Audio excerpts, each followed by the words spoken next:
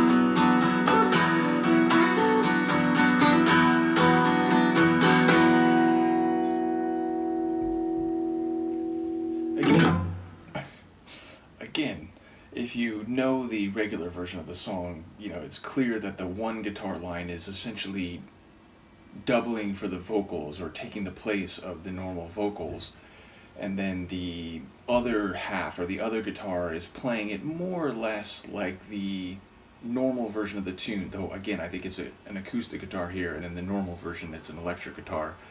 But yeah, in the moment, I'm actually not remembering when this is used in the score. It is the case that in some J-drama scores, there's certain tracks on the soundtrack which, if they are used in the soundtrack at all, or in the actual show at all, it's, in a very limited way, whereas there's other tunes you hear multiple times, sometimes even every episode. And in this case, I don't remember when that's used. To be fair, it's been a long time since I watched the first season, so it may very well be in some of the episodes, but I can't recall it in comparison to some of the other tracks where I can think very clearly of at least the types of scenes where it occurs. So, in any case, it's a very cool arrangement of a very good song. Shout out to Hayashi Yuki, shout out to Love Psychedelico. Do let me know what you think, and I'll see you next time. Peace.